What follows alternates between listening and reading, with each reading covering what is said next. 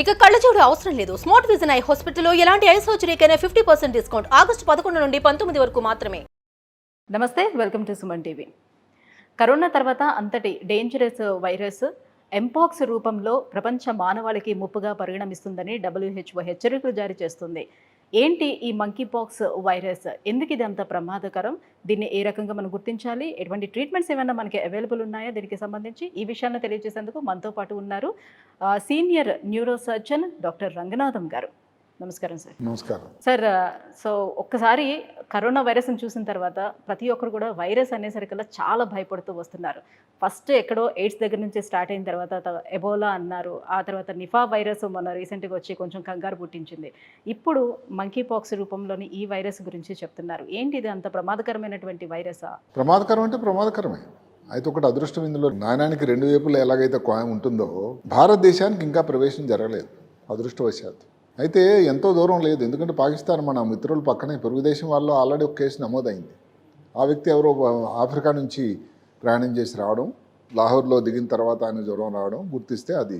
ఆ తర్వాత ఇంతవరకు కాంటాక్ట్ ట్రేసింగ్ ట్రై చేస్తున్నాను, ఆయన ఎక్కడున్నాడని తెలియట్లేదు, అజాపజా లేదు. అలాంటి వాళ్ళతోనే ఇబ్బంది అవుతుంది. మొత్తం మీద ఏమిటి, మన పక్క దేశంలో ఉండడం వల్ల ముఖ్యంగా బంగ్లాదేశ్లో ఉన్నటువంటి ఇబ్బందులు, బంగ్లాదేశ్ నుంచి భారతదేశానికి వస్తున్నటువంటి వలస.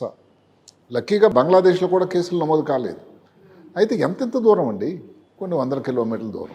అందువల్ల భారతదేశం ఏంటంటే 2022లో భారతదేశానికి దీని తాలూకా రుచి తెలిసిందండి. కేరళలో 27 కేసులు నమోదైనాయి, 10 మంది జరిగిపోయారు. చాలా ప్రమాదం. తర్వాత కోవిడ్ వచ్చింది, అదే టైంలో కోవిడ్ వచ్చింది, ముందు తర్వాత. అంటే 2022లో కూడా ఆగస్టులోనే ఈ వైరస్ రావటం అనేది జరిగింది. ఇప్పుడు కూడా సేమ్ అదే ఆగస్టులోనే ఇప్పుడు వైరస్ వ్యాప్తి చెందుతుంది. దీనికి మరి కారణాలు చెప్తే తర్వాత కొంచెం కారణాలు, ఎందుకు ఇప్పుడు ఎక్కువ ఇబ్బంది అవుతుంది, ఇది లాస్ట్ వైరసా, ఇంకా ముందు ఇంకేదైనా రావచ్చు అని చెప్పడానికి మాట్లాడుకునే ముందు ఇవన్నీ కూడా ఎందుకో కానీ ఎక్కువగా కేరళ రాష్ట్రంలో వస్తాయండి. ఇంతకుముందు కూడా మీరు చూసినటువంటి ఎంపాక్స్ కానీ, కోవిడ్ స్టార్టింగ్ కానీ, అంటే విదేశాల నుంచి ఎక్కువగా వెళ్ళి రాకపోకలు జరిగేది. రాకపోకలు తర్వాత ఏమిటంటే అక్కడ వర్షం, అక్కడ జాగ్రఫికల్గా ఎందుకో అక్కడ చాలా ఎక్కువ ఇబ్బందులు. ఇప్పుడు జాగ్రఫీ గురించి వెళ్తే ఈ ఎంపాక్స్ అన్నది ఇప్పుడు మంకీపాక్స్ అని పిలవటం లేదు. ఎందుకు అంటే దానికి ప్రపంచ ఆరోగ్య సంస్థ ఏం చెప్పారంటే, ఈ మంకీపాక్స్ అని మనకు చెప్పడం వల్ల కొంతమంది మనోభావాలు దెబ్బతింటున్నాయి, కొంతమంది అబ్జెక్షన్ చేశారట. అందుకని దాన్ని కుదించేసి ఎంపాక్స్ అని చెప్తున్నారు. అంటే ఇప్పుడు మాత్రం మన మంకీపాక్స్ కన్నా ఎంపాక్స్ కానీ దాని వాడడం అనేది సరైన మాట అని చెప్పడం. ఎంపాక్స్ కొత్తగా వచ్చిందేం కాదు. నిజానికి దీని నామకరణం ఎందుకు జరిగిందంటే 1958లోనే ఎక్కడో ప్రయోగశాలలో ఉండేటువంటి ఒక కోతుల్లో ప్రయోగశాలలో ఈ ఇబ్బంది కనబడింది. అది లక్షణాలు చూస్తే స్మాల్ పాక్స్లో లేదు. నిజానికి ఇది స్మాల్ పాక్స్కి తరహా వైరస్, ఆర్కిపాక్స్ వైరస్, కానీ స్మాల్ పాక్స్ లాంటి లక్షణాలు లేవు. అందుకని ఇంకా శాస్త్రజ్ఞులు దీని పేరు ఏమిటని ఆలోచించి దాని పేరు చేశారు. 1970లో మొదటిసారి మానవుల్లో ఇది కేసు నమోదైంది. అంటే దగ్గర 12 సంవత్సరాల తర్వాత. ఎక్కువ శాతం ఆఫ్రికన్ కాంటినెంట్ ఏదైతే ఉందో ఆ భాగంలోనే భౌగోళిక పరిస్థితులు కానీ, వాళ్ళ ఆహారం అలవాట్లు ఇవన్నీ కూడా ముఖ్యంగా అప్పుడు కూడా కేసులు ఎక్కువ నమోదైంది కాంగో, ఇప్పుడు పక్కన ఉన్నటువంటి కీన్యా, లేకపోతే ఘానా, బర్కినా ఫాసో, ఇలాంటి దేశాలకు ఆల్రెడీ స్ప్రెడ్ అవుతుంది. అక్కడ కూడా చూసుకుంటే ఆఫ్రికా దేశంలోకి చూస్తుంటే ఈ కేసులు నమోదు అవడం కూడా ఎక్కువగా 18 సంవత్సరాల లోపు ఉన్న పిల్లలకే ఎక్కువగా ఎఫెక్ట్ అవుతుందని. లేదు, ఇక్కడ చిన్న తేడా ఉంది. ఇప్పుడు 2022లో వచ్చిన ఏదైతే ఉందో ఆ ఎంపాక్స్ కేసులు పెద్ద వయసు వాళ్ళు వచ్చాయి. అక్కడ వచ్చినటువంటి కారణం కూడా వేరు. ఏదైతే సెక్షువల్ కాంటాక్ట్, స్వలింగ సంపర్కం, ఇలాంటి వాళ్ళు ఎక్కువ కేసులు నమోదయ్యాయి. ఇప్పుడు వచ్చినది ఏదైతే ఉందో ఈ సంతతి ఏదైతే ఉందో వేరియంట్, మన కోవిడ్ టైంలో వేరియంట్ అని మాట్లాడుకున్నాం. ఆ వేరియంట్ది అప్పుడు వచ్చింది 2B వేరియంట్ ఎంపాక్స్దే. ఇప్పుడు ఉన్నది 1B. ఈ 1B తాలకు ఇబ్బందులకు ఇప్పుడు శాస్త్రజ్ఞులు చెప్పడం ఏంటంటే చిన్నపిల్లలు ఎక్కువ వస్తుంది, దీనివలన ప్రమాదం ఎక్కువ అని. అప్పుడు 2Bలో మాట్లాడుకుంటే దానివలన మోర్టాలిటీ ఏదైతే జరిగిపోవడం, చనిపోవడం రేటు 1% ఉండేదట, ఇది 10%.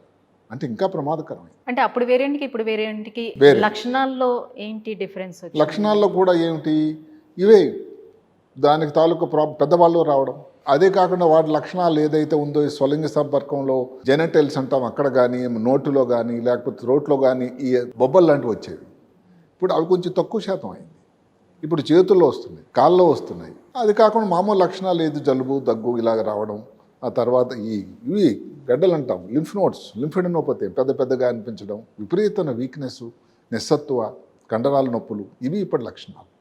మెయిన్గా ఏమిటంటే బొబ్బలు. ఏదైతే స్మాల్ పాక్స్ టైంలో మనం చూసేవాళ్ళమో, జ్వరం వచ్చిన 1-2 వారాలు బొబ్బలు మొదలవుతున్నాయి. క్రమేణా 4-5 వారాలు ఉంటుంది. ఆ తర్వాత అవి హీల్ అవుతూ ఉంటాయి.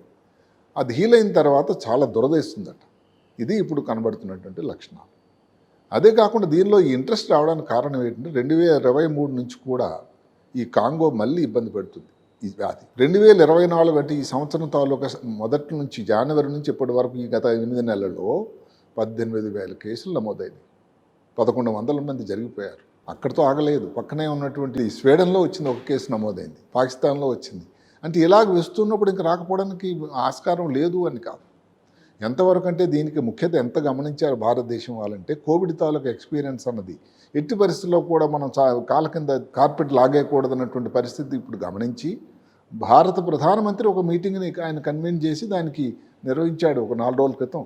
అందరి తాలూకా స్టేక్ హోల్డర్స్తో మనం ఎంత అప్రమత్తంగా ఉన్నాము, ఎంత రెడీగా ఉన్నాము, ఇంకొకసారి అలాంటి జరగకూడదు అని ఒక 31 ల్యాబ్స్ 32 ల్యాబ్స్ ఇప్పుడు భారతదేశం నిండా కూడా ఈ ఎంపాక్స్ వ్యాధిని నిర్ధారించడానికి ల్యాబ్స్ రెడీగా ఉన్నాయి. ఒక ఢిల్లీలోనే ఇప్పుడు సఫ్దర్జంగ్ హాస్పిటల్ అని, లేడీ హార్డింగ్, రామానోవర్లే హాస్పిటల్ ముఖ్యమైన హాస్పిటల్గా పరిగణించారు. అదే కాకుండా ప్రతి రాష్ట్రంలో ఏదైతే హెడ్ క్వార్టర్స్ హాస్పిటల్ ఉన్నాయో కూడా ఈ వ్యాధికి సంబంధించినటువంటి స్థితిగతులు, వ్యవహారం, లక్షణాలు గుర్తించడానికి ఉండేటువంటి అనువుగా ఉండే సమాచారం అన్నీ ఉండాలని కూడా ఆయన చెప్పారు. అంటే కేవలం స్మాల్ పాక్స్ మాత్రమే కనిపిస్తుందా, లేకపోతే ఇతర లక్షణాలు ఏవైనా ఉంటున్నాయా? మనం చెప్పుకున్నాం కదా, ఏది జ్వరం ఉంది, నడువు నొప్పి, గొంతుకు నొప్పి, అదే కాకుండా ఈ గెడ్డల్లాగా రావడం, ఏది లింఫ్ నోడ్స్, లింఫెడినోపతి అని గెడ్డలు ఉంటాయండి. ఇక్కడ దాని లింఫ్ నోడ్స్ అంటారు. ఇక్కడ చిన్న చిన్న మామూలుగా ఉండవు. ఇప్పుడు ఈ కంగారులో ఏంటంటే వచ్చిన ప్రతి పొక్కును కూడా ఇప్పుడు అందరూ మంకీ పాక్స్ అనుకునే ఛాన్స్ అసలు ఎంతవరకు ఉంటుంది? డిఫరెన్స్ ఎట్లా కనిపిస్తుంది? లేదు, ఒకటి కాళ్ళు చేతులు వస్తున్నాయి, జెనిటల్స్లో కానీ. చికెన్ పాక్స్ అనుకుని కూడా నెగ్లెక్ట్ చేయొచ్చు. చికెన్ పాక్స్ అన్నది చిన్నవడం, చిన్న లక్షణం, పెద్ద మార్క్స్ పెద్దవి. అదే కాకుండా చికెన్ పాక్స్ పర్సంటేజ్ చాలా తగ్గిపోయింది. స్మాల్ పాక్స్ అయితే లేనే లేదు. అదృష్టవశాత్తు భారతదేశంలో స్మాల్ పాక్స్ లాస్ట్ కేసు ఎప్పుడో వచ్చింది. అసలు ఇప్పుడు భారతదేశం ఏం చెప్తుందంటే, ఎవరైనా కానీ స్మాల్ పాక్స్ కేసు నమోదైందని చెప్తే దానికి ఏదో బహుమతి ఇస్తారండి. అంటే అదృష్టవశాత్తు అది మాత్రం పోయింది. స్మాల్ పాక్స్ వెళ్ళిపోయి, స్మాల్ పాక్స్ వచ్చిన వాళ్ళని పాతకాలంలో చూసినట్టయితే ముఖం నిండా ఆ సూచిక ఉంది, దాని పేరు తాలూకా టెల్టేల్ ఎవిడెన్సెస్ వెళ్ళిపోయింది. కానీ తాలూకు ఇబ్బందులు ఈరోజు కూడా కనబడుతూ ఉన్నాయి. కానీ అలాంటి దాంట్లో ఇది రావటం లేదు తేడా. మాటకు ఉదాహరణకి స్మాల్ పాక్స్ అనేది కంట్లో వచ్చేది, ఎంతోమంది బ్లైండ్ అయిపోయారు, చాలా ప్రమాదం. ఇది కాళ్ళు చేతులు, ఇదేదైతే ఇందాక చెప్పాను కదా, జెనిటల్స్ అనేది ఏదైతే ఉందో, స్త్రీ పురుష భాగాలు, ఈ గుదంలో కానీ అక్కడ ఇప్పుడు అవి తగ్గిపోయినాయి. 2022లో అక్కడ వచ్చాయి, ఆఫ్రికాలో ముఖ్యంగా. ఇప్పుడు ప్రాబ్లం ఏంటి, ఒక ఇంటి దగ్గర వ్యక్తులు ఉన్నారు, దీని నుంచి రసి కారుతుంది, దానివల్ల రావచ్చు. ఎదురుగెదురు మాట్లాడుకుంటున్నారు, పర్సన్ టు పర్సన్ కాంటాక్ట్ ఎక్కువైంది. ఓకే, మనిషి నుంచి మనిషి త్వరగా వ్యాప్తి చెంది మాట్లాడుతున్నారు, దానిలో తుంపర్లు వచ్చాయి, లేకపోతే దగ్గుతున్నారు, దానివల్ల రావడానికి ఆ వ్యక్తులకు వస్తువులు వాడడం వల్ల కానీ, బెడ్షీట్లు కానీ, యూటెన్సిల్స్ కానీ వాడితే అవకాశం ఉంది అని చెప్తున్నారు. అదే కాకుండా ఈ జంతువుల నుంచి మనుషులు కూడా రావడానికి, అంటే మనుషుల తాలూకు ఆలోచన, భోజన వ్యవహారాలు మారిపోయాయి కదండి. మరి ఎవరిష్టం వాళ్ళది.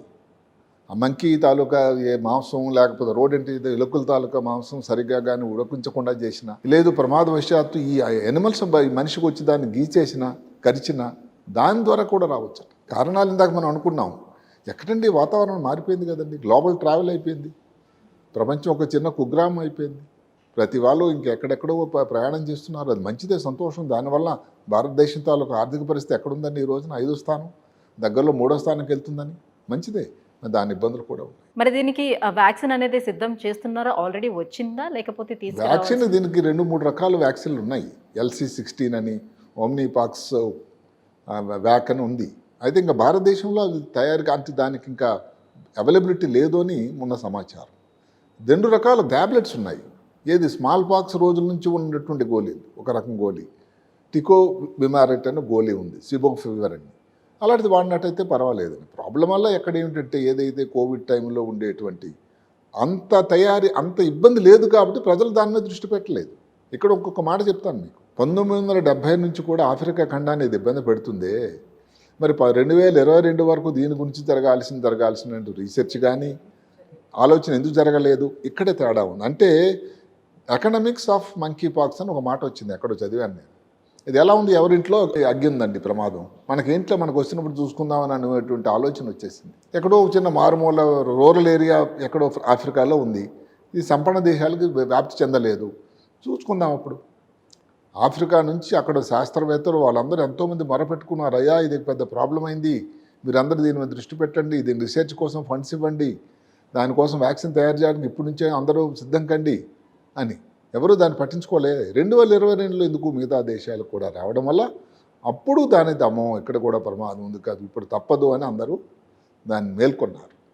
ఇంకొక చిన్న మాట, ఇది ఎంత నిజమో మనం కొంత న్యూస్ల ద్వారా తెలిసింది ఏమిటంటే, అమెరికా, యూరోప్ లాంటి దేశాల్లో దీనికి వ్యాక్సిన్ అనేది సొంతంగా చాలా ఉందని, కానీ విడుదల చేయటం లేదని, ఏదో ఒక మళ్ళీ కోవిడ్లో లాగా వచ్చినటువంటి పాండమిక్ సమయంలో దానికి ధర పలుకుతుందని, అంతవరకు నిల్వలన్నీ అక్కడే ఉన్నాయని ఒక సమాచారం. ఇది ఎంత న్యాయం అన్నది ఆలోచించాలి. కోవిడ్ టైంలో భారతదేశం నుంచి వ్యాక్సిన్ ఎన్ని దేశాలకు వెళ్ళిందండి, ఎంత ధారాదత్తమైనటువంటి దేశం. పక్కన మనకి ఎట్టి పరిస్థితుల్లో కూడా సంబంధ బాంధవ్యాలు సరైన లేనటువంటి దేశాలకి, ఎక్కడో దూరం ఉండేటువంటి బ్రెజిల్కి, పక్కన ఉండేటువంటి నేపాల్కి, ఆఫ్రికాలో కూడా సరిపడినంత వ్యాక్సిన్ లేదు, ఇవ్వమని అడుగుతున్నారు, అందరూ హెల్ప్ చేయమని అడుగుతున్నారు. అందరూ హెల్ప్ చేయాలి. ఇదేమిటంటే ఇప్పుడు అందుకనే WHO వాళ్ళు ఇదే చెప్పారు. ఇప్పుడు ఎందుకు WHO వాళ్ళని దీన్ని ఇంగ్లీష్లో దాన్ని ఏమిటంటే public health emergency of international concern అండి. ఇది ఒక పబ్లిక్ హెల్త్ ఎమర్జెన్సీ అందరికీ. ఎక్కడైతే ఆఫ్రికా ఖండంలో ఉంటామో అందరికీ ఎందుకు ఇబ్బంది వచ్చింది అనుకోవాలి. WHO వాళ్ళు తెలివి తక్కువ లేదు కాదుగా, దానిలో ఉన్నటువంటి ముఖ్యత గమనించారు. ఈ రోజున పొరుగు ఇంటికి వచ్చింది, మళ్ళీ తర్వాత మన ఇంటికి కూడా రావచ్చు అనేటువంటి ఇబ్బంది. ఎందుకు మరి పాకిస్తాన్ వరకు వచ్చిందంటే, ఎందుకు మరి స్వీడన్ వరకు వచ్చిందంటే, స్వీడన్కి వచ్చినంత వరకు ఎవరు దాన్ని పట్టించుకోలేదే. అంటే నేను చెప్పడం ఏంటంటే, ఎవరిని నిందించే ప్రయత్నం కాకపోయినా వెనుకబడిన తరగతి, ఆర్థికంగా తక్కువ ఉండేటువంటి దేశాల్లో ఆ చిన్న చూపు అన్నది అప్పటి నుంచి ఉండదండి.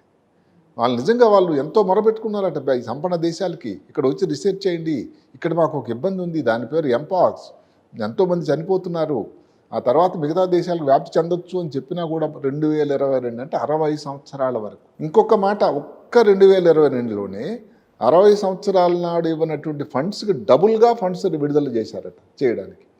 అంటే దానిలో ఉన్నటువంటి ఎకనామిక్ ఆస్పెక్ట్, ఆర్థిక పరిస్థితులు కూడా మనం గమనించాలి. సరే, అది మనం పక్కన పెట్టినట్టయితే ఈ రోజున వ్యాక్సిన్ అన్నది దీనికోసం విరివిగా ఏదైతే లేదు. అదే కాకుండా WHO వర్గాలు ఒక ముఖ్యమైనటువంటి సూచన కూడా ఇచ్చారు, ఏదో మాస్ ఇనాక్యులేషన్ చేయవలసిన పరిస్థితి లేదు, చేయకూడదని కూడా చెప్పారు. అంటే వస్తుందని ముందు జాగ్రత్తగా తీసుకోవడం కోవిడ్ టైంలో కాదు. అలాంటి దానికి ఇప్పుడు దానికి పరిస్థితి కాదు, ఇది సరైన పద్ధతి కూడా కాదు అని WHO వారే అందరికీ ఒక సూచన చేశారు, ఒక హెచ్చరిక అనుకోవచ్చు. సో ఏంటి సార్ ప్రివెంటివ్ కేర్ ఏం తీసుకోవాలి? Prevention is always better than cure. అంటే ఏమిటి, ఆంగ్లంలో చెప్పింది ఇప్పుడు కూడా ఎలాంటి వ్యాధులకి అన్నిటికీ కూడా అదే. ఏమిటి, ఇప్పుడు ఎవరినైనా దగ్గర వ్యాధి వచ్చింది, వాళ్ళని పలకరించడానికి వెళ్ళారు, గ్లవ్ వేసుకోవాలి, మాస్క్ ధరించాలి, దూరంగా ఉండాలి, వాళ్ళు వాడుతున్నట్టు వస్తువులు వాడకూడదు. ఏదైతే పాక్స్ ఉన్నారో అది హీల్ అయినడానికి అది దగ్గర 4 నుంచి 5 వారాలు పడుతుంది, అంతవరకు మరి జాగ్రత్తగా ఉండాలి. ఇవన్నీ ముఖ్యమైనటువంటి టెంపరల్ మాస్క్, ఎందుకంటే అక్కడ వ్యక్తి నుంచి వ్యక్తి రావడానికి ఆస్కారం ఉంది కాబట్టి జాగ్రత్తగా ఉండాలి. వారు వాడుతున్నటువంటి బెడ్షీట్ల నుంచి కూడా రావచ్చటండి. అంటే ఒక 2 రూమ్మేట్లు ఉన్నారు, అదే ఇంట్లో ఉంటున్నారు, చిన్న ఇల్లు, మిగతా వాళ్ళు జాగ్రత్తగా ఉండాలి. అదే కాకుండా ఇబ్బంది రాగానే అక్కడ చుట్టూ దగ్గర ఉండేటువంటి ఈ హెల్త్ అథారిటీస్కి ఇన్ఫార్మ్ చేయాలి. ఎందుకంటే మాకు వచ్చిందని ఏదో సీక్రెట్గా ఉంచేదానికి కాదు, మిగతా వాళ్ళకి వచ్చేదానికి ఆస్కారం ఉంది. ఇది అందరి తాలూకా ఒక బాధ్యత అని చెప్పండి. ఇలాంటి జాగ్రత్తలు తీసుకోవాలి. Right. Thank you so much sir. Monkey pox అంటే ఏంటి, అసలు ఎలా వ్యాప్తి చెందుతుంది, ఎలా మనం కేర్ తీసుకోవాలి, విషయాలన్నీ తెలియజేసినందుకు థ్యాంక్ యూ సో మచ్. నమస్తే.